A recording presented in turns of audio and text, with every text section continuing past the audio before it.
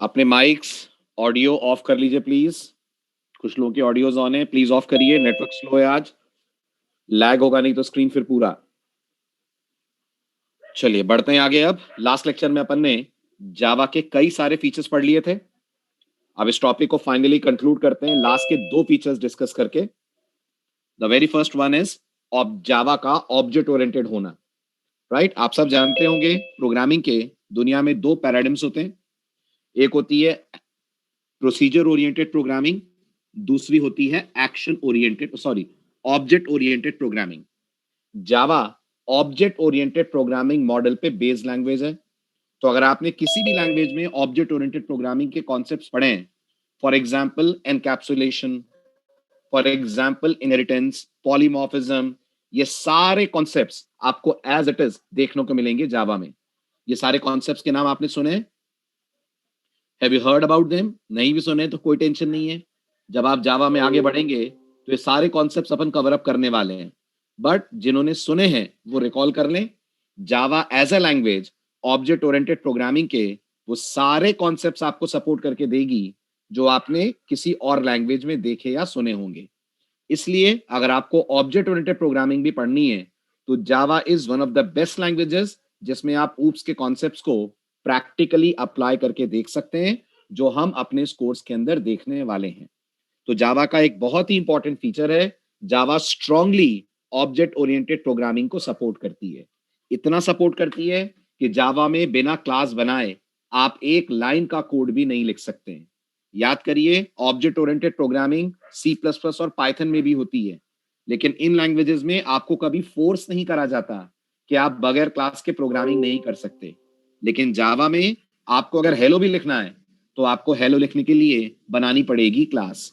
और अगर आपने थोड़ा बहुत भी ऊप्स पढ़ा हो तो आप बताइए, क्लास का होना ऑब्जेक्ट ओरिएंटेड प्रोग्रामिंग फीचर का इंडिकेशन है?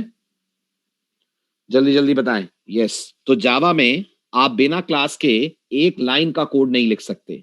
इसलिए आपको कई लोग ये भी कहते हुए मिलेंगे कि जावा ज्यादा स्ट्रिक्ट है ऑब्जेक्ट ओरिएंटेड कॉन्सेप्ट्स को लेकर। बिल्कुल सही बात है, जावा ऑब्जेक्ट ओरिएंटेड कॉन्सेप्ट्स को लेकर काफी स्ट्रिक्ट है। And without making use of these concepts आप जावा में कोई प्रोग्राम डिजाइन नहीं कर सकते। तो अगर आपको जावा में हेलो भी लिखना है तो जैसा मैंने कहा, आपको आपके प्रोग्राम के अंदर यूज करना ही पड़ेगा concepts of object oriented programming को। जल्दी बताइए, is this point clear to all? आगे बढ़े। अब आता है जावा का एक बेहद एडवांस फीचर जो आपने बहुत सारे सॉफ्टवेयर में देखा होगा, बट ये फीचर सी सी प्लस प्लस में ना आपने कभी सुना होगा, ना कभी आपने इसकी प्रोग्रामिंग की होगी। बट जब मैं आपको अभी समझाऊंगा इस फीचर के बारे में, तब आपको रियलाइज हो जाएगा कि ये फीचर आपने कई सारी एप्लीकेशंस में, सॉफ्टवेयर्स में, मोबाइल एप्स में यूज होते हुए देखा है। और फीचर का नाम है मल्टी थ्रेडेड। अब मल्टी थ्रेडेड का मतलब क्या होता है, इसको समझने के लिए आप मेरे एक छोटे से क्वेश्चन का आंसर दें। आपके सामने इस समय स्क्रीन के ऊपर एक सी लैंग्वेज का प्रोग्राम आ रहा है। दिख रहा है आप सबको ये प्रोग्राम? Everyone please respond. दिख रहा है? Very good. आप सबको पता होगा जब इस प्रोग्राम को आप सी लैंग्वेज में एग्जीक्यूट करेंगे तो ऑपरेटिंग सिस्टम एग्जीक्यूट करना कहां से स्टार्ट करेगा? सी लैंग्वेज में प्रोग्राम का एग्जीक्यूशन कहां से शुरू होता है? Very good. सी लैंग्वेज में प्रोग्राम एग्जीक्यूट होना स्टार्ट होगा जब ऑपरेटिंग सिस्टम मेन को कॉल करेगा। ध्यान से सुनिएगा मेरी बात, जब ऑपरेटिंग सिस्टम मेन को कॉल करेगा। अब मेन के अंदर CLR SCR के बाद पहला फंक्शन कौन सा कॉल हो रहा है? देखिए जरा चैट विंडो में, पहला फंक्शन फैक्टोरियल कॉल हो रहा है, राइट? अभी बताइए, जब ये फैक्टोरियल फंक्शन कॉल होगा तो पूरा पूरा टाइम और फोकस कंपाइलर का इस फैक्टोरियल को चलाने पे जाएगा कि नहीं? जल्दी बताइए, है ना? नाउ मेरा आपसे क्वेश्चन ये है, जितनी देर फैक्टोरियल फंक्शन चलेगा, जितनी भी देर वो फंक्शन चलने में ले रहा है, उतनी देर प्राइम और इवन ऑट क्या करेंगे? जल्दी बताइए, क्या ये भी चलेंगे या ये फैक्टोरियल के खत्म होने का इंतजार करेंगे? वेरी गुड, ये वेट करेंगे फैक्टोरियल के खत्म होने का। जब फैक्टोरियल का काम खत्म होगा तब कंट्रोल वापस मेन में लौटेगा और फिर प्राइम कॉल करेगा। आप समझने की कोशिश करिए, जब प्राइम चलेगा तो अकेला प्राइम ही चलेगा ना, प्राइम के साथ में क्या ये इवन ऑड भी चल पाएगा? नहीं चल पाएगा, राइट? जब तक प्राइम का कैलकुलेशन खत्म नहीं हो जाता, कंट्रोल प्राइम से होकर वापस नहीं आ जाता, तब तक आप मानते हैं इवन ऑड को चलने का मौका नहीं मिलेगा, राइट? दैट मीन्स अगर आप टेक्निकली देखें तो सी लैंग्वेज में at a time only one function runs. ऐसा है कि नहीं है? बताइए। सी प्रोग्रामिंग में एक समय में सिर्फ एक फंक्शन एग्जीक्यूट होता है। अब जावा का ये कहना है, आप बताइए जावा सही कह रही है कि गलत? जावा का ये कहना है कि ये जो प्राइम है, क्या इसका फैक्टोरियल से कोई रिलेशन है? क्या प्राइम का फैक्टोरियल से कोई लेना देना है? नहीं है ना? तो अगर प्राइम का फैक्टोरियल से कोई लेना देना नहीं है, ये दोनों इंडिपेंडेंट ऑफ ईच अदर है, तो फिर अपन ने प्राइम को क्यों रोक के रखा है कि वो फैक्टोरियल के खत्म होने के बाद ही स्टार्ट होगा? आई रिपीट, अगर प्राइम का फैक्टोरियल से कोई लेना देना नहीं है, दोनों बिल्कुल इंडिपेंडेंट ऑफ ईच अदर है, तो हमने क्यों प्राइम को रोक के रखा है कि फैक्टोरियल के खत्म होने के बाद प्राइम चले? क्या ये बेटर नहीं होगा कि इन दोनों को पैरेलली चलाया जाए? जल्दी बताइए। क्या ये बेटर नहीं होगा कि फैक्टोरियल और प्राइम को पैरेलली चलाया जाए? दिमाग लगाइए। अगर आप ऐसा कर पाते हैं, तो प्रोग्रामिंग इंडस्ट्री कहती है आप क्या अचीव कर रहे हैं? प्रोग्रामिंग इंडस्ट्री कहती है आप अचीव कर रहे हैं मल्टी थ्रेडिंग। मल्टी थ्रेडिंग का कहना है एक प्रोग्राम के एक साथ एक से ज्यादा फंक्शंस को पैरेलली रन कराया जा सकता है। आई रिपीट, मल्टी थ्रेडिंग का कहना है किसी भी प्रोग्राम के मल्टीपल फंक्शंस को पैरेलली रन कराया जा सकता है। और जब आप ऐसा करते हैं तो हम मानते हैं कि आप अचीव कर रहे हैं अपने प्रोग्राम में मल्टी थ्रेडिंग। अगर आपको real world examples multi threading के दूं, तो सबसे बढ़िया एग्जांपल है मल्टी थ्रेडिंग का आपका म्यूजिक प्लेयर। आप चाहे म्यूजिक प्लेयर ले लें, चाहे वीडियो प्लेयर ले लें, किसी को भी ले लें। रिकॉल करिए जब आप अपने म्यूजिक प्लेयर में गाने सुनते हैं, तो क्या गाने सुनने के साथ साथ आप वॉल्यूम कम ज्यादा कर सकते हैं? कर सकते हैं। गाने सुनने के साथ साथ प्लेलिस्ट में नए गाने ऐड कर सकते हैं? कर सकते हैं। गाने सुनने के साथ साथ पुराने गानों को प्लेलिस्ट में से हटा सकते हैं? हटा सकते हैं। तो सोचिए, आपने म्यूजिक प्लेयर एक ऐप लॉन्च की है, लेकिन उस एक ऐप में गाने का प्ले होना, वॉल्यूम का कम ज्यादा होना, प्लेलिस्ट में गानों का ऐड होना, डिलीट होना, ये सब एक साथ आप कर पा रहे हैं? कर पा रहे हैं? That's all because of multi threading. Multi threading का दूसरा डेमो ध्यान से सुनिएगा। आप सब यूट्यूब पे विजिट करते हैं? करते हैं? यूट्यूब देखते होंगे ना आप? जब यूट्यूब पे आप कोई वीडियो देखते हैं, तो उस वीडियो से रिलेटेड कमेंट्स उस वीडियो के नीचे दिखते हैं? दिखते हैं। जब आप उन कमेंट्स को पढ़ते हैं, स्क्रॉल करते हुए कमेंट्स को पढ़ते हैं, तो क्या वीडियो बंद हो जाता है कि वीडियो चलता रहता है? वीडियो चलता रहता है, राइट? जब आप बटन पे क्लिक करके नए कमेंट्स लोड करते हैं, एक बटन होता है नीचे लोड मोर कमेंट्स, जब आप उस पे क्लिक करते हैं, तब भी वीडियो चलता रहता है कि बंद हो जाता है? चलता रहता है। This is an example of multi threading. Imagine करिए अगर वहां मल्टी थ्रेडिंग नहीं लगी होती, तो जब आप कमेंट्स पढ़ रहे होते तो यूट्यूब पे वीडियो बंद हो जाता। जब आप वीडियो देख रहे होते तो यूट्यूब पे आप कमेंट्स नहीं देख पाते। लेकिन क्या ऐसा होता है? याद कीजिए, क्या ऐसा होता है? ऐसा नहीं होता है, क्योंकि यूट्यूब पे इंप्लीमेंट की गई है इंटरनली मल्टी थ्रेडिंग। यानी जहां भी आपको ऐसा दिखे एप्लीकेशन एक है, काम आप ढेर सारे उस एप्लीकेशन के अंदर कर रहे हैं, वहां समझ जाइएगा बैकग्राउंड में काम कर रही है मल्टी थ्रेडिंग। क्या फेसबुक में मल्टी थ्रेडिंग है? क्या फेसबुक में मल्टी थ्रेडिंग है? है। फेसबुक में आप अपने पेज को स्क्रॉल करते हुए चैट कर सकते हैं किसी से? कर सकते हैं। क्या फेसबुक में आप एक साथ मल्टीपल लोगों से चैट कर सकते हैं? फेसबुक में एक साथ at the same time multiple लोगों से चैट कर सकते हैं? कर सकते हैं। व्हाट्सएप में भी कर सकते हैं? कर सकते हैं। तो ये तमाम एप्लीकेशंस ऐसी हैं जो भरपूर यूज करती हैं internally concept of multi threading का। Are you able to understand this? Right? और ये सब कुछ जावा में बेहद बेहद आसान है, क्योंकि जावा आपको बहुत अच्छे से, बहुत स्ट्रॉन्ग तरीके से इंप्लीमेंट करने देती है मल्टी थ्रेडिंग। इसलिए जावा में गेमिंग एप्लीकेशंस का बनना, जावा में चैट एप्लीकेशंस का बनना, ये सब कुछ बहुत आसान होता है क्योंकि जावा बहुत अच्छे से आपको मल्टी थ्रेडिंग का फीचर सपोर्ट करके देती है। समझ आई बात? पॉइंट क्लियर हुआ? राइट? अब अगर आपको लग रहा है सर इसका फायदा क्या है, तो आई डोंट थिंक मुझे बताने की जरूरत है। सबसे बड़ा फायदा मल्टी थ्रेडिंग का है, आपके प्रोग्राम का टाइम बचता है।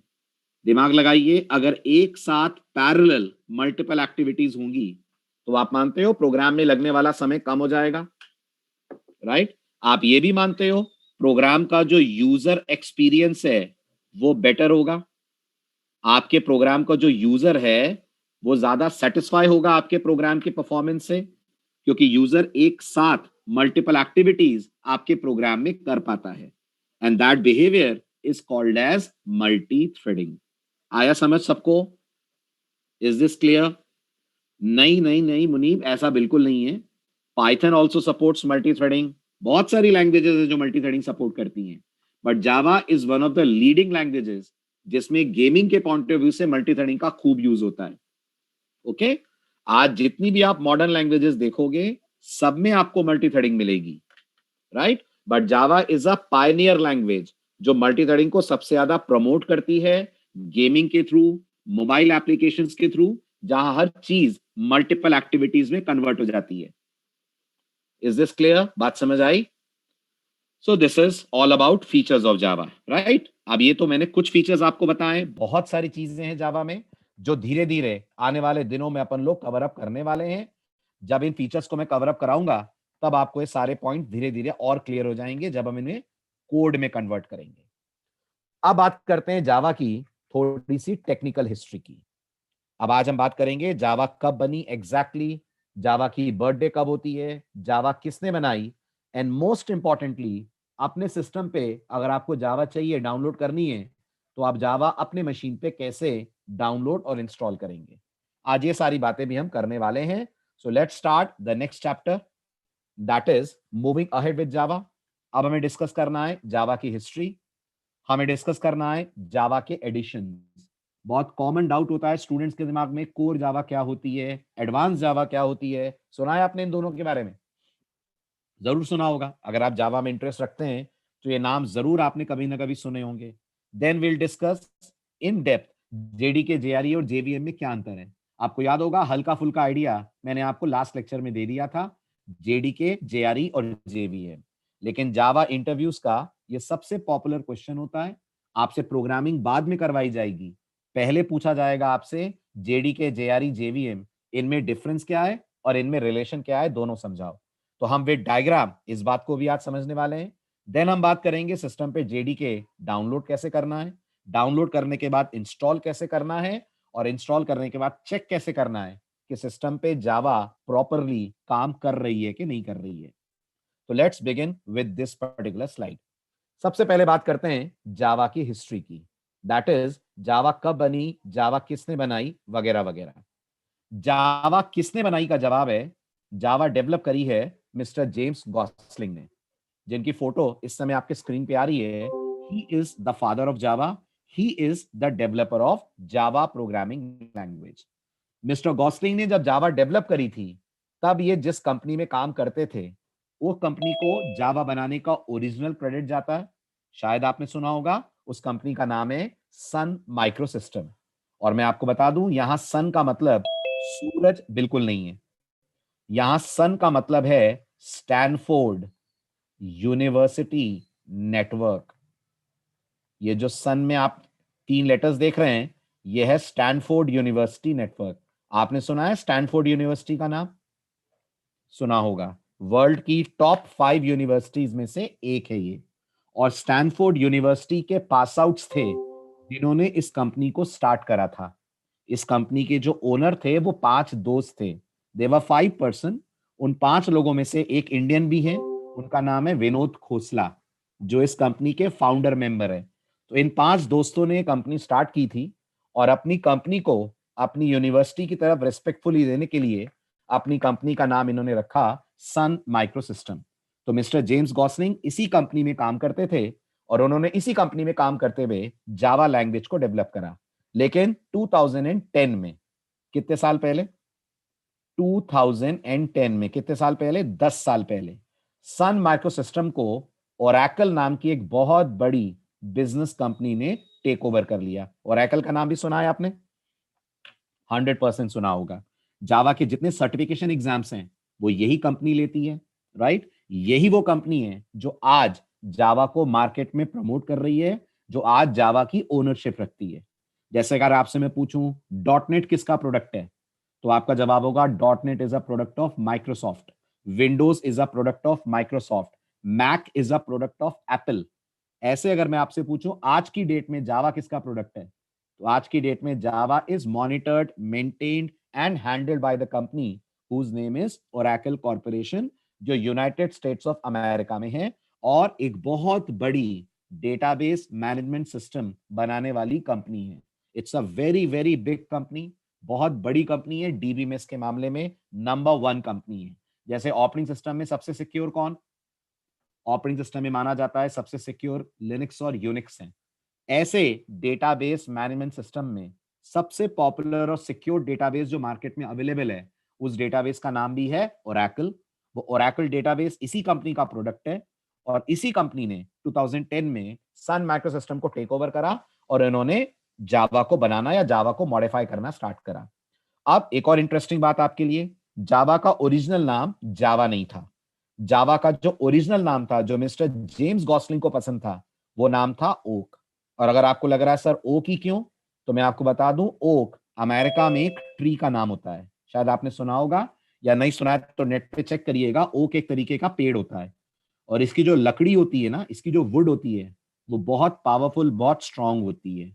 तो मिस्टर गॉसलिंग ने अपनी लैंग्वेज का नाम ओक इसलिए रखा था क्योंकि वो दुनिया को बताना चाहते थे जैसे ओक की लकड़ी बहुत पावरफुल होती है, ऐसे जावा एज अ लैंग्वेज अपने आप में बहुत पावरफुल है। उस चीज को ये इमिटेट करना चाहते थे अपनी लैंग्वेज में। लेकिन आपको पता होगा लैंग्वेज का नाम हमेशा डेवलपर की चॉइस पे नहीं रखा जाता।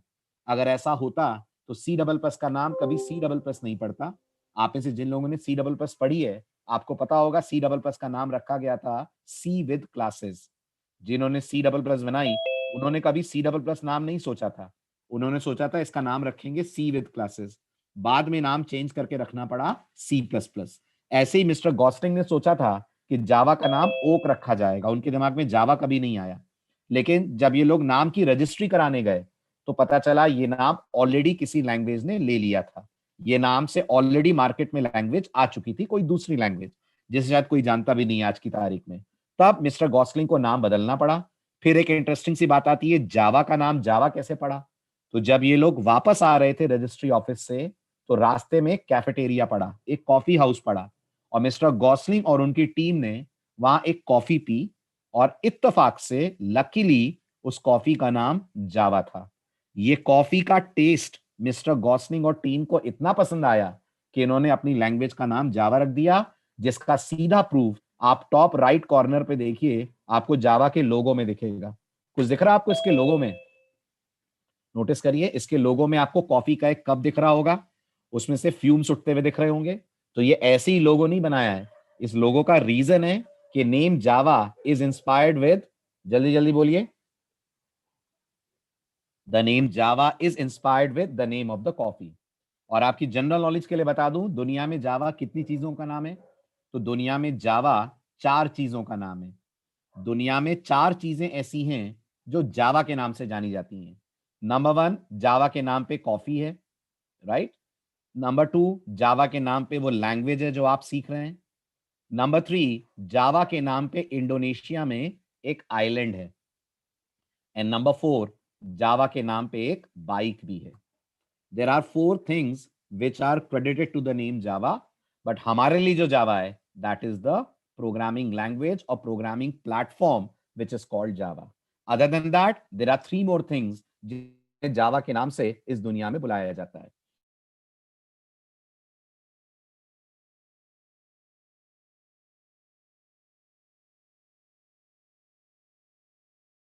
बर्थडे होता है 23 जनवरी 1996 को जावा अपनी बर्थडे मनाती है, राइट? तो अभी कुछ दिन बाद जावा की बर्थडे आने वाली है।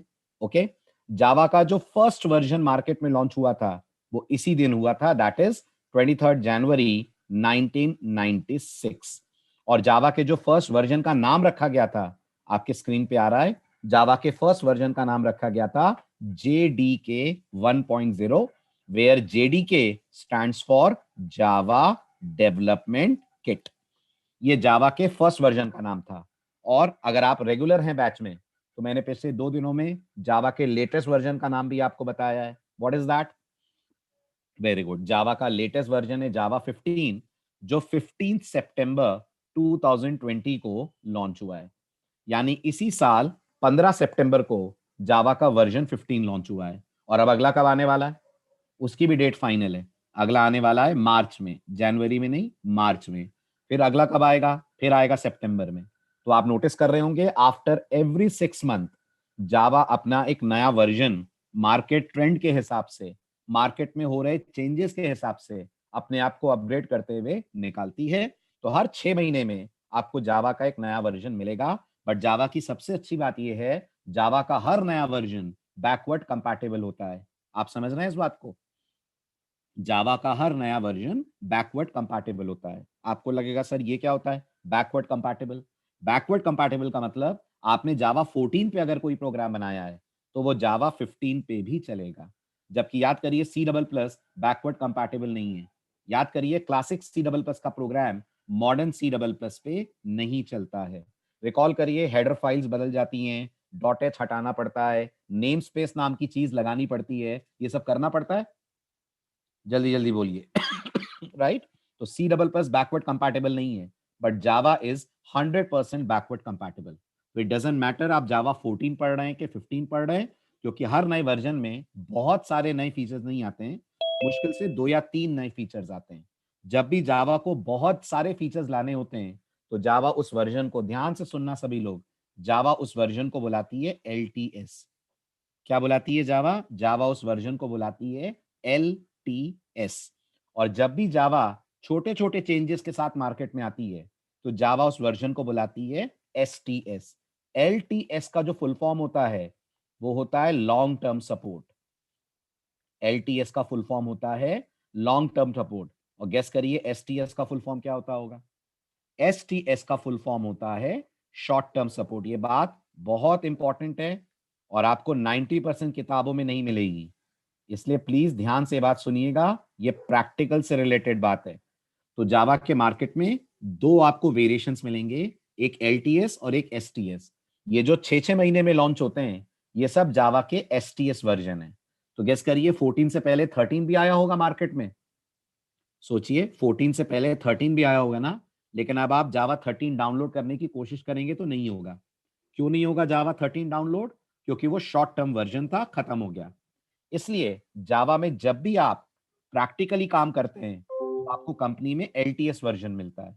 और अगर आपको लगता है सर LTS कौन सा है जावा का, तो जावा का करंट LTS है जावा 11। जावा का जो करंट LTS वर्जन है, वो जावा का वर्जन 11 है। तो अगर हम लोग अपने कंप्यूटर में जावा 11 भी इंस्टॉल करते हैं, तो हम जावा के मैक्सिमम फीचर्स को यूज कर पाएंगे। अब जावा का अगला LTS कब आएगा?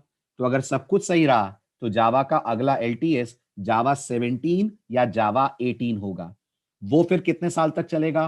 वो फिर चलेगा 7-8 साल तक मार्केट के अंदर। उस दौरान छोटे छोटे कई वर्जन आएंगे, जिन वर्जन को आप टेम्पररी तौर पे यूज कर पाएंगे। लेकिन मार्केट में कंपनीज जिस पे काम करती हैं, सभी लोग ध्यान से सुनिएगा, वो जावा के 2 पॉपुलर वर्जन हैं। एक होता है जावा 8 और एक होता है जावा 11।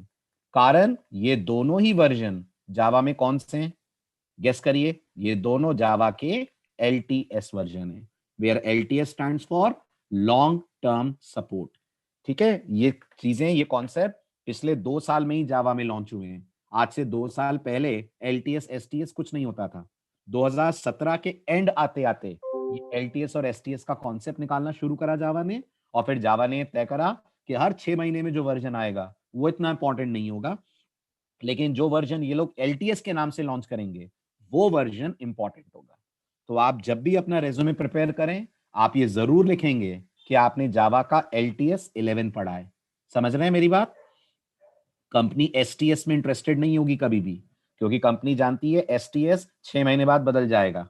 इसलिए आप हमेशा लिखेंगे STS वर्जन मैंने 15 पढ़ा है और LTS वर्जन मेरा जावा 11 है। So company is more interested in knowing कि आप लॉन्ग टर्म सपोर्ट वाले कौन से वर्जन को जानते हैं. So what will be covering will be Java 11 LTS और STS तो 14 15 कुछ भी ले लीजिए, डजंट मैटर. आ रही है बात समझ? आगे बढ़े जाए? यहां तक clear? Yes yes yes Munib, James Gosling is still alive. अरे डेनिस रिसी के अलावा मैक्सिमम लोग अलाइव हैं. ब्यान स्ट्रोस्ट्रप भी हैं, जेम्स गॉसलिंग भी हैं, गीडो वैन रॉसम भी हैं. गीडो वैन रॉसम को तो माइक्रोसॉफ्ट ने हायर कर लिया है, आपको पता होगा. पता लगा? जिन्होंने पाइथन बनाई है उनको माइक्रोसॉफ्ट ने जॉब दे दी है.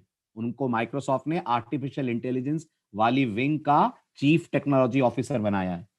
तो अब माइक्रोसॉफ्ट भी पाइथन में पेनिट्रेट कर रही है जावा को कॉम्पीट करने के लिए. दो दुश्मन एक हो गए, एक दुश्मन के खिलाफ.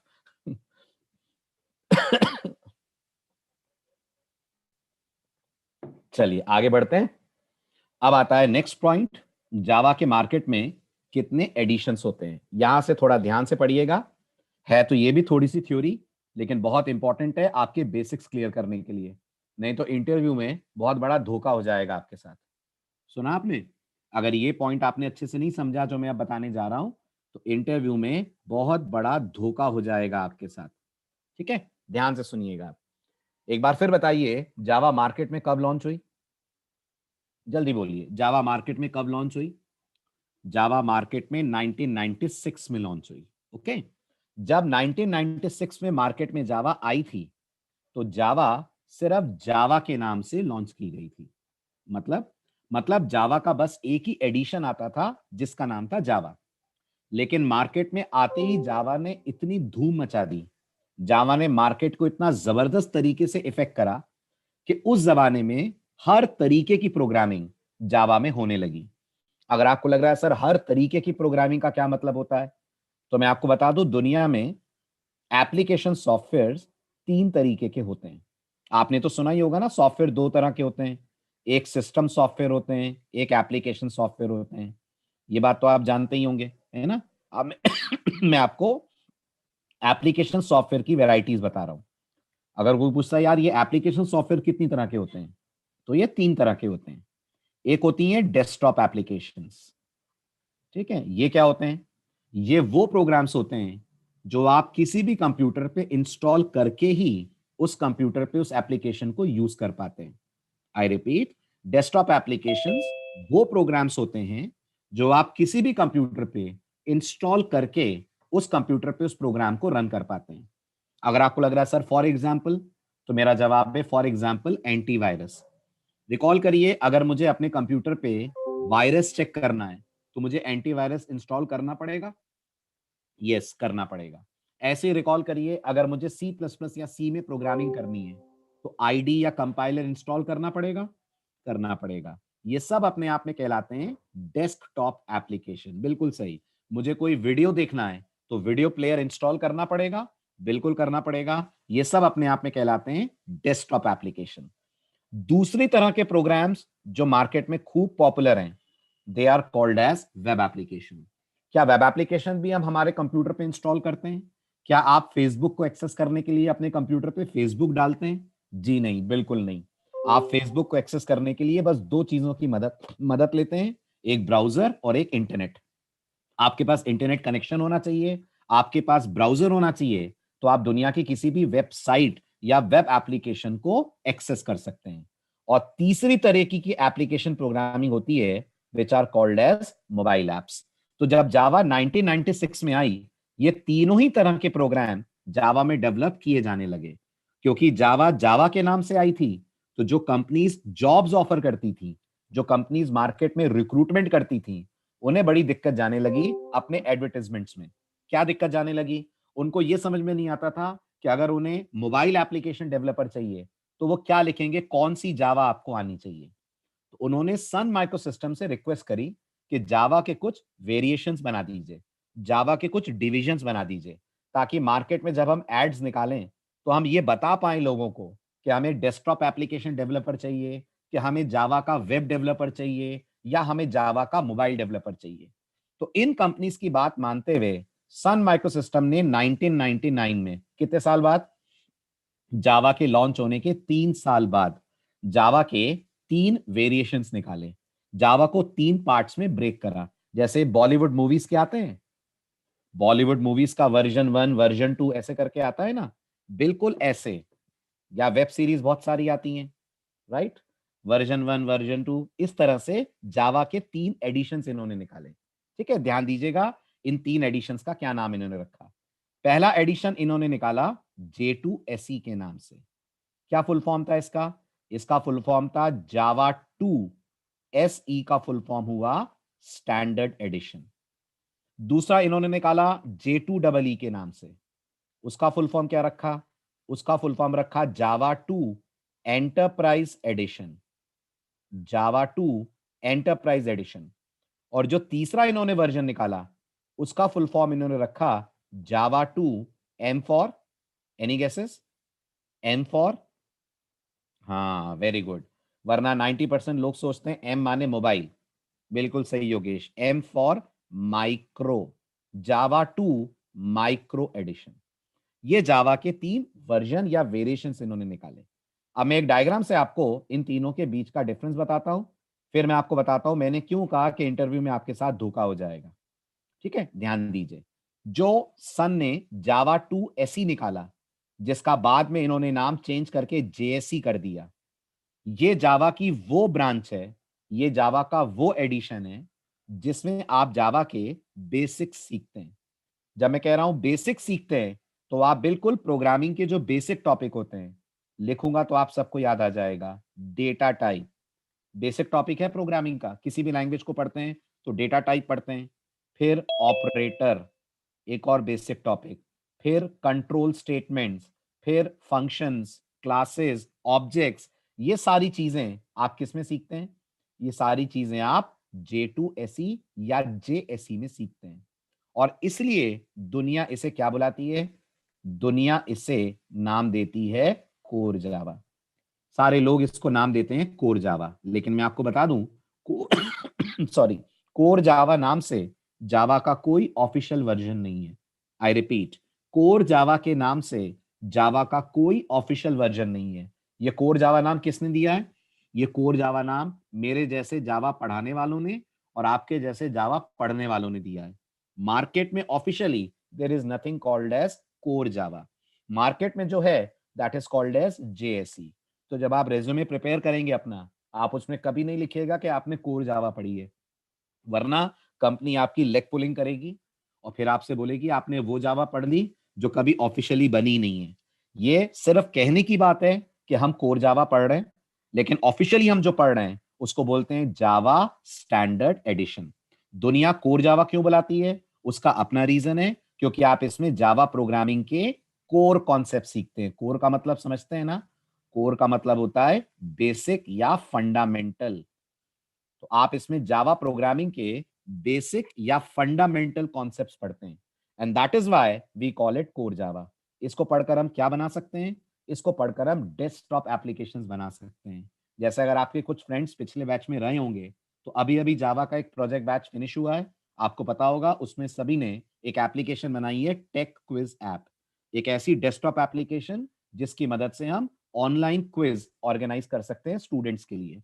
बट वो एप्लीकेशन सिंगल कंप्यूटर एप्लीकेशन है। सिंगल कंप्यूटर एप्लीकेशन है मतलब अगर आपको उसे किसी कंप्यूटर पे चलाना है, तो आपको उस कंप्यूटर पे उस एप्लीकेशन को करना पड़ेगा इंस्टॉल, और ऐसी एप्लीकेशंस अपने आप में कहलाती हैं desktop applications. Is this clear?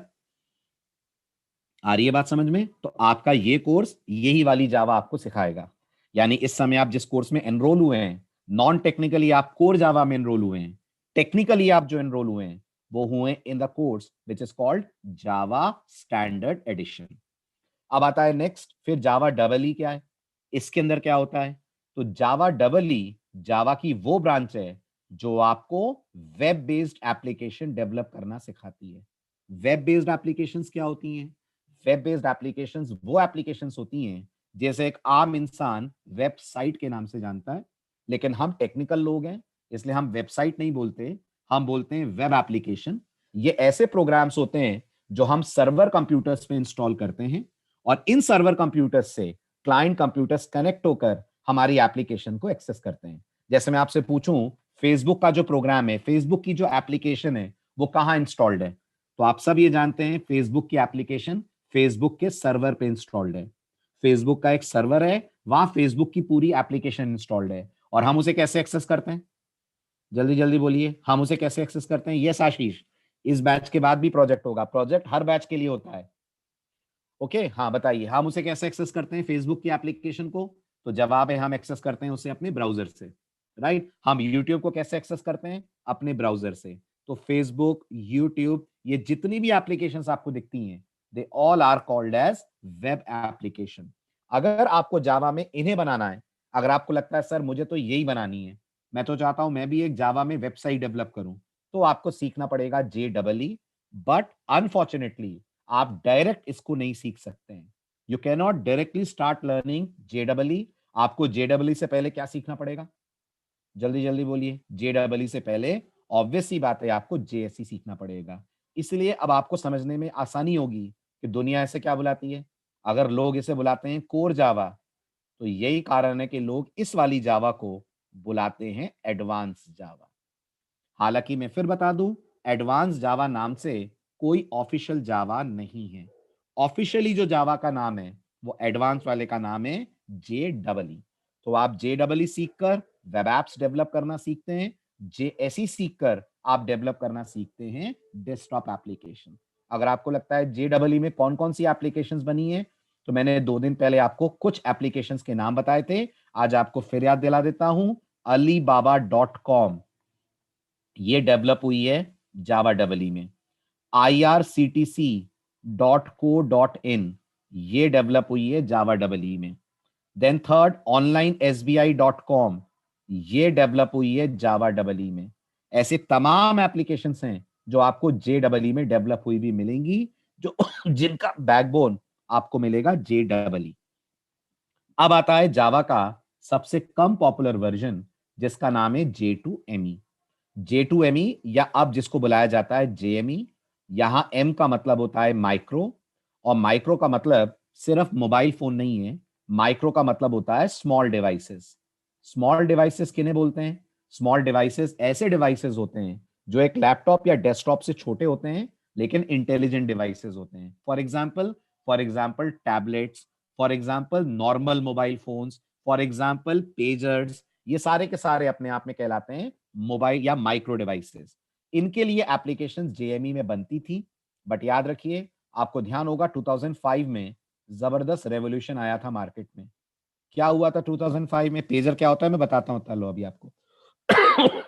आजकल आप लोग मोबाइल से SMS कर पाते हैं ना, मोबाइल से SMS कर पाते हैं, व्हाट्सएप यूज कर पाते हैं।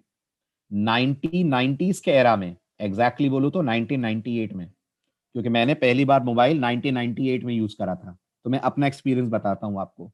1998 में अगर आपके पास मोबाइल फोन था और आपको किसी को मैसेज भेजना पड़ता था, तो 32 रुपीज चार्ज था मैसेज का। समझ रहे हैं? जो आज आपको 32 पैसे में मैसेज मिलता होगा, वो उस जमाने में 32 रुपए का मैसेज होता था। ओके, तो उस जमाने में लोगों को अगर सिर्फ किसी को मैसेज करना होता था, कॉल वॉल नहीं करना है, बस मैसेज करना है, तो वो एक डिवाइस यूज करते थे जिसको बोलते थे पेजर। पेजर मोबाइल में से SMS हटा दीजिए, उसको बोलते हैं। यानी अगर आप मोबाइल का SMS वाला पार्ट निकाल कर किसी डिवाइस में डाल दें, तो वो डिवाइस अपने आप में कहलाता था पेजर। तो लोगों को अगर आपको सिर्फ मैसेज भेजना है, क्योंकि उस जमाने में मोबाइल में तो बहुत कॉस्टली होता था मैसेज। बिल्कुल, इसीलिए उस जमाने में मोबाइल की शुरुआत ही हुई थी ना इंडिया में, राइट। तो पेजर उस डिवाइस को बोलते हैं। तो अब ध्यान से सुनिएगा, तो मैंने कहा ये जो JME का यूज है, ये अब आज मार्केट में बहुत कम हो गया है, क्योंकि 2005 में बहुत जबरदस्त रेवोल्यूशन हुआ। क्या रेवोल्यूशन हुआ अगर आपको पता हो तो? 2005 में मार्केट में इंट्रोड्यूस हुए स्मार्टफोन्स, राइट। स्मार्टफोन्स, हाँ, एंड्रॉइड आया मार्केट में। और जब स्मार्टफोन मार्केट में आए, तो J2ME का यूज ना के बराबर हो गया। लेकिन मजे की बात यह है कि स्मार्टफोन्स के आने से जावा का यूज बढ़ गया। आप सोचेंगे तो थोड़ा सा कंफ्यूजन आपको होगा कि एक तरफ मैं कह रहा हूं JME का यूज घट गया, तो जावा का यूज कैसे बढ़ गया स्मार्टफोन के आने से? क्योंकि स्मार्टफोन्स में सबसे popular smartphone platform, I think सब जानते हैं, एंड्रॉइड है, जिसके पास मार्केट का 90% से ज्यादा शेयर है।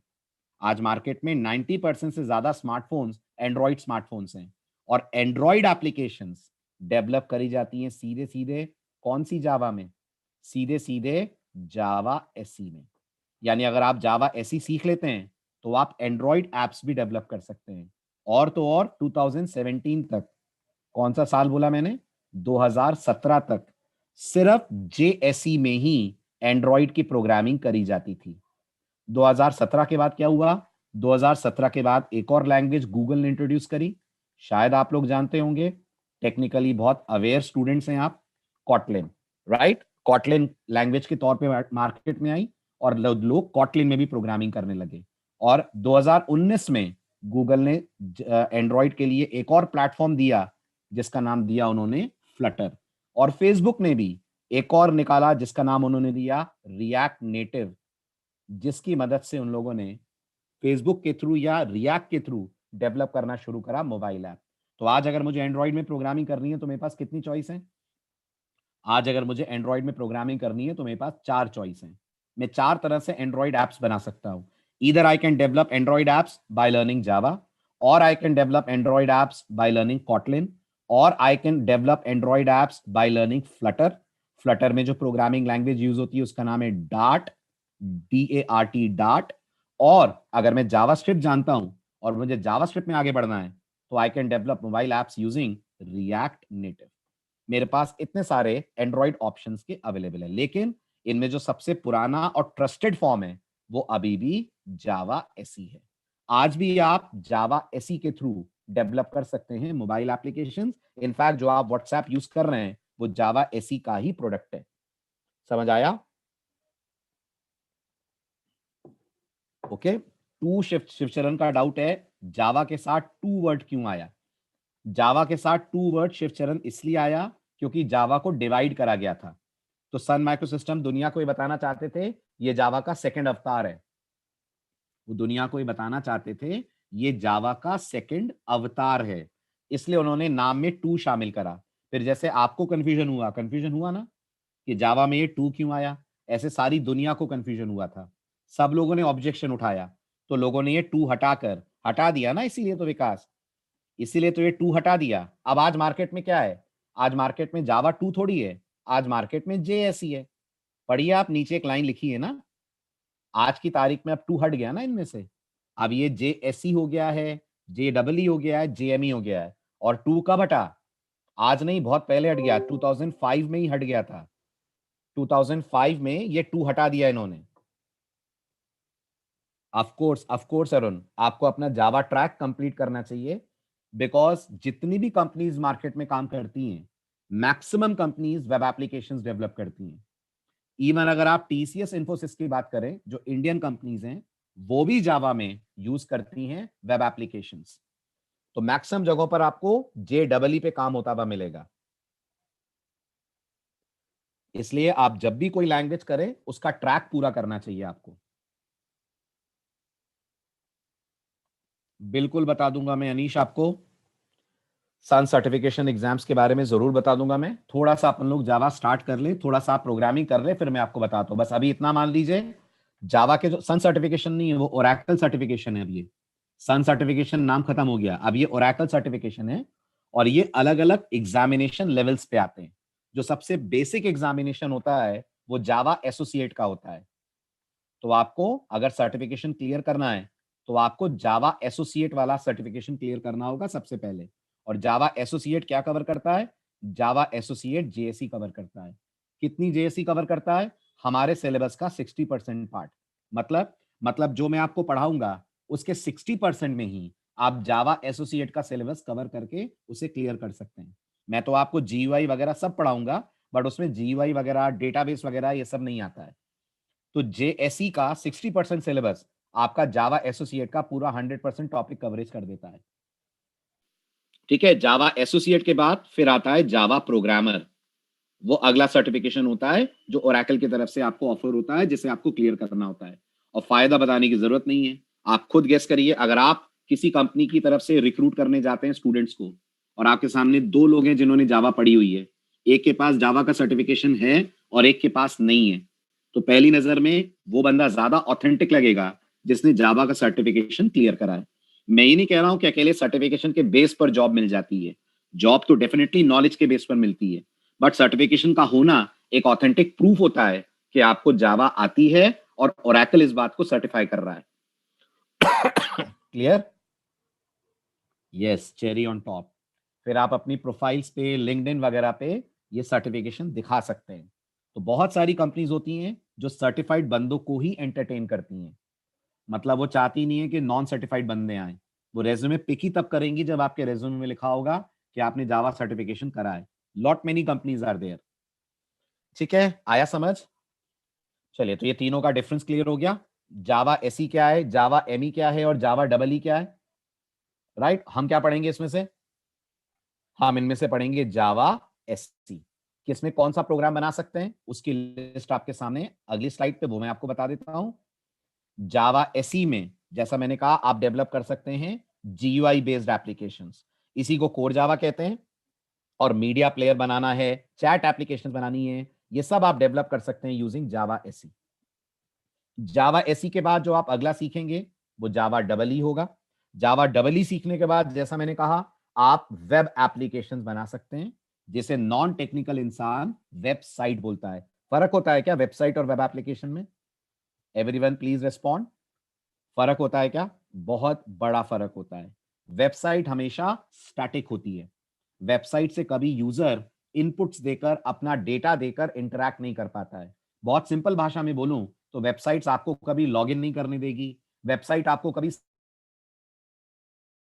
सर्चिंग नहीं करने देगी, कभी चैटिंग नहीं करने देगी। ये फीचर आपको जिसमें मिलते हैं वो अपने आप में कहलाती है वेब एप्लीकेशन। तो इसका मतलब अमेज़न वेब एप्लीकेशन है, Amazon.in वेब एप्लीकेशन है, यस, Amazon.in वेब एप्लीकेशन है, YouTube.com वेब एप्लीकेशन है, Facebook.com वेब एप्लीकेशन है, क्योंकि इन सब में आप डेटा फीड करते हैं, डेटा के हिसाब से साइट आपको रिस्पॉन्स देती है।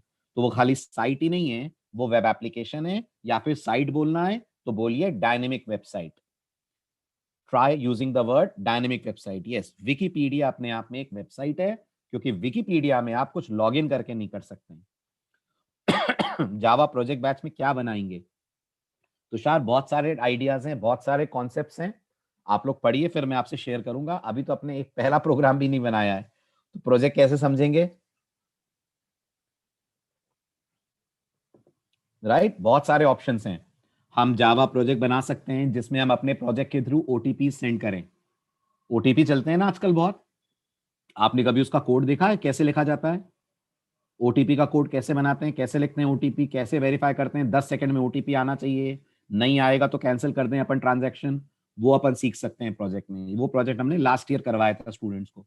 ऐसे बहुत सारे प्रोजेक्ट्स हैं जो आप इस कोर्स के बाद कर सकते हैं, और हमारे इस कोर्स का पार्ट है वो प्रोजेक्ट्स। जब ये कोर्स खत्म होगा will be offering you projects, उसमें से आप देख सकते हैं आपको कौन से पे एनरोल होना है। ओके, चलें आगे। तो JEE में आप Amazon.in, Alibaba.com इस तरीके की एप्लीकेशंस डेवलप कर सकते हैं। ये जितनों के नाम मैं आपके सामने दिखा रहा हूं नीचे, इन सब में JEE यूज की गई है। राइट, इन सबको JEE से बनाया गया है। देन मैंने कहा जावा का सबसे लाइट वेट वर्जन है जावा एमई, जो छोटे छोटे फोन्स के लिए, छोटे छोटे डिवाइसेस के लिए बनाया गया है। बट याद रखिएगा, not for smartphone, not for smartphones. Smartphones के लिए क्या है? स्मार्टफोन्स के लिए मार्केट में एंड्रॉइड एप्लीकेशन डेवलपमेंट है। और एंड्रॉइड के लिए क्या एडवांस जावा पढ़नी पड़ेगी? नहीं, एंड्रॉइड के लिए आपको सिर्फ कोर जावा या जावा एसई पढ़ने की जरूरत है। हाँ, ये अलग बात है कि आपकी एप्लीकेशन अगर बहुत एडवांस लेवल की है तो आपको उसमें JEE की भी जरूरत पड़ेगी, क्योंकि आप ये भी जानते होंगे maximum Android application data server से पुल करती हैं। व्हाट्सएप का डेटा व्हाट्सएप के सर्वर से आता है। आप फेसबुक की एप्लीकेशन अपने एंड्रॉइड फोन पे चलाते हैं, फेसबुक की भी जो मोबाइल ऐप आपके पास है वो डेटा फेसबुक के सर्वर से पुल करती है। इसलिए कंप्लीट पैकेज तो ये है कि आप जावा एसई और जावा डबल ई करें अगर आप एंड्रॉइड की तरफ जाते हैं। नहीं भी जाते हैं तो कम से कम जेएसई और जेडबल करना चाहिए आपको। आपके रेज्यूमे में दोनों के प्रोजेक्ट्स होने चाहिए, ताकि कंपनी को ये ट्रस्ट हो कि आप जावा का ट्रैक पूरा जानते हैं। आप किसी भी जावा बेस्ड एप्लीकेशन के लिए एक आइडल कैंडिडेट हो सकते हैं। आई होप क्लियर हो गया होगा। राइट, चलिए अब बात करते हैं JDK versus JRE versus JVM की। Very very very important concept, मैं आपको बता चुका हूं, फिर भी आज एक बार और हम डिस्कस करते हैं, क्योंकि ये इंटरव्यूज के लिए बहुत क्रूशियल टर्म्स हैं। सबसे पहले मुझे सबके फुल फॉर्म चाहिए आपसे। बताइए, what does JDK stand for? Everyone, please type in the chat window. What does JDK stand for? Very good. JDK stands for Java Development Kit. Very good. What does JRE stand for? Very good. JRE stands for Java Runtime Environment. Right. And what does JVM stand for? Everyone, please respond. What does JVM stand for? JVM stand for Java Virtual Machine. शुरुआत सबसे छोटे वाले component से करते हैं. सबसे छोटा JVM है. इन तीनों में सबसे छोटा JVM है. यस, सबसे छोटा JVM है क्योंकि JVM बैठा है इनसाइड JRE, JRE बैठा है इनसाइड JDK. राइट. तो सबसे पहले बात करते हैं JVM की. JVM कौन है? JVM जावा के प्रोग्राम्स को रन करने वाला सॉफ्टवेयर है. यानी आप कह सकते हैं ये जावा का कोड एग्जीक्यूशन कंपोनेंट है. I repeat, code execution component. समझ आ रहे हैं तीनों वर्ड्स? Code execution component. ये जावा का वो कंपोनेंट है जो कोड को एग्जीक्यूट करने के काम आता है. और क्या JVM हर प्लेटफॉर्म के लिए सेम होता है या हर प्लेटफॉर्म का JVM अलग होता है? हर प्लेटफॉर्म का JVM अलग होता है. There is a different JVM for Windows, there is a different JVM for Mac, there is a different JVM for Linux operating system. अब आता है सवाल, वेरी पॉपुलर इंटरव्यू क्वेश्चन. मैंने इसका जवाब आपको फर्स्ट लेक्चर में दिया था, उम्मीद करता हूं आपको याद होगा. बताइए JVM को वर्चुअल मशीन क्यों बुलाते हैं? एवरीवन प्लीज आंसर, एकदम शॉर्ट एंड स्वीट आंसर दीजिएगा. Why JVM is called a virtual machine? Because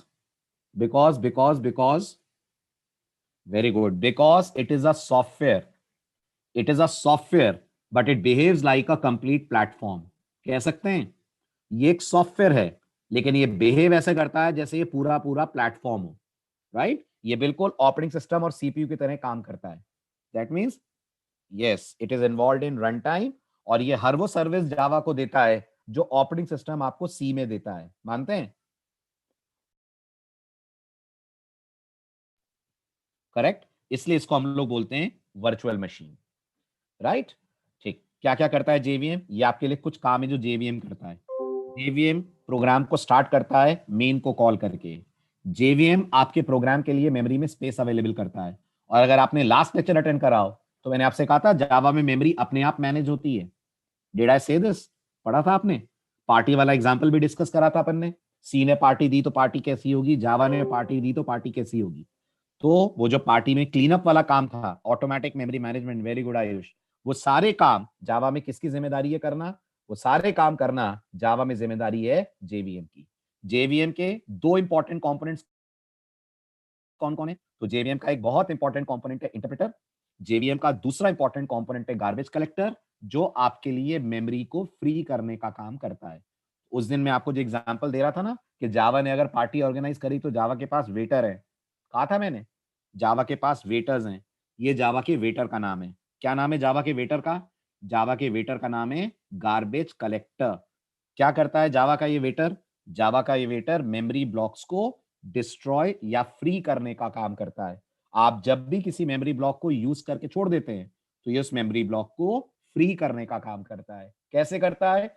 ये कम से कम 2 लेक्चर का टॉपिक है जो आप मेमोरी मैनेजमेंट वाले चैप्टर में, जब मैं आपको एरे पढ़ाऊंगा, टॉपिक भी बता दे रहा हूं मैं, जब मैं आपको एरे पढ़ाऊंगा तब मैं आपको गार्बेज कलेक्टर की पूरी स्टोरी सुनाऊंगा.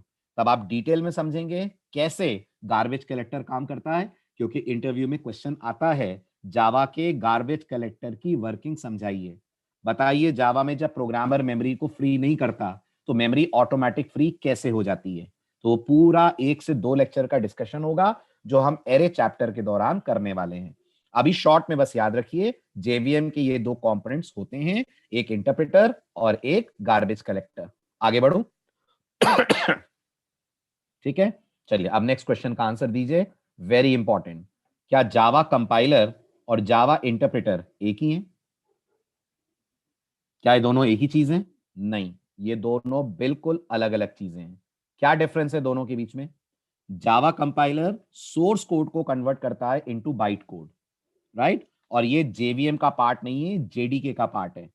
I repeat, Java compiler source code को कन्वर्ट करता है इनटू बाइट कोड और ये JVM का पार्ट नहीं है, ये JDK का पार्ट है. और इंटरप्रेटर कहां रहता है? इंटरप्रेटर JVM के अंदर रहता है और ये बाइट कोड को कन्वर्ट करता है अंडरलाइंग प्लेटफॉर्म के हिसाब से। करता है? जल्दी जल्दी बोलिए, करता है? यस। अब आता है अगला टर्म, जेआरई क्या है? जेआरई का full form we all know, Java run time environment होता है। क्या होता है जेआरई के अंदर? जेआरई के अंदर जेवीएम होता है, और मैंने आपसे कहा था जेवीएम के अलावा लाइब्रेरी फाइल्स होती हैं। लाइब्रेरी फाइल्स का मतलब क्या होता है? लाइब्रेरी फाइल्स का मतलब होता है जावा की तरफ से प्रोवाइड करी गई प्री डिफाइंड क्लासेस का कलेक्शन। जावा आपको अपनी तरफ से ढेर सारी क्लासेस बनाकर देती है। जावा में आप मैथ नाम की क्लास देखेंगे, जावा के अंदर आप स्ट्रिंग नाम की क्लास देखेंगे। ये तमाम क्लासेस अवेलेबल होती हैं inside run time library, right? लेकिन अगर आपको जेवीएम चाहिए तो आपको याद होगा मैंने कहा था जेवीएम अलग से इंस्टॉल नहीं होगा। क्या इंस्टॉल करना पड़ेगा? आपको इंस्टॉल अपने कंप्यूटर पे करना पड़ेगा जेआरई। तो अगर आपको जावा का प्रोग्राम सिर्फ रन करना है, सिर्फ रन करना है, तो आप इंस्टॉल करेंगे जेआरई। लेकिन क्या हम लोगों का काम जेआरई से चल जाएगा? हम लोगों का मतलब सॉफ्टवेयर डेवलपर का? नहीं, हमारा काम जेआरई से नहीं चलेगा। हमें अपने कंप्यूटर पे इंस्टॉल करना पड़ेगा जेडीके। जब आप जेडीके डाउनलोड करेंगे तो आपको एक कंप्लीट किट मिलेगा, एक बंडल ऑफ सॉफ्टवेयर मिलेगा जो आप जावा एप्लीकेशंस को डेवलप करने के लिए यूज कर सकते हैं। इसके अंदर जेआरई भी होगा, इसके अंदर लाइब्रेरीज भी होंगी, इसमें कंपाइलर भी होगा, इसमें ढेर सारे सॉफ्टवेयर होंगे जो एज अ डेवलपर आपको यूज करने होंगे। एक डायग्राम मेरी बात को आपको अच्छे से समझा देगा। ये प्लस समझ में आ रहा है? प्लस दिख रहा है? समझ में आ रहा है आपको? जब आप जेडीके डाउनलोड करते हैं तो आपको ये पूरा पार्ट मिलता है, as you can see, plus आपको ये पूरा पार्ट मिलता है, प्लस आपको ये पूरा पार्ट मिलता है, राइट? और अगर आप जेआरई डाउनलोड करते हैं तो क्या मिलता है? जल्दी जल्दी बोलिए। अगर आप जेआरई डाउनलोड करते हैं तो आपको सेकंड और थर्ड वाले पार्ट्स मिलते हैं। ये फर्स्ट वाला मिलेगा जेआरई के साथ, अगर सिर्फ जेआरई डाउनलोड हो तो नहीं मिलेगा, राइट? और अगर हम सिर्फ जेवीएम डाउनलोड करते हैं तो हमें क्या मिलेगा? अगर हम सिर्फ जेवीएम डाउनलोड करते हैं तो हमें क्या मिलेगा? फर्स्ट, सेकंड के थर्ड? क्वेश्चन ही गलत है।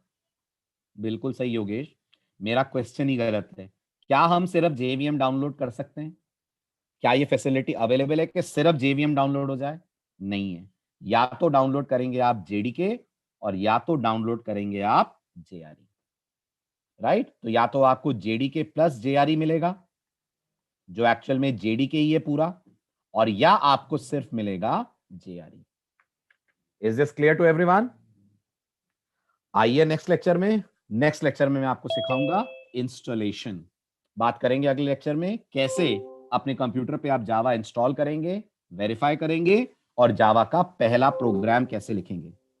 डेफिनेटली मुनीब, मैं स्लाइड्स आज शेयर कर दूंगा। ओके, चलिए बाय बाय, टेक केयर।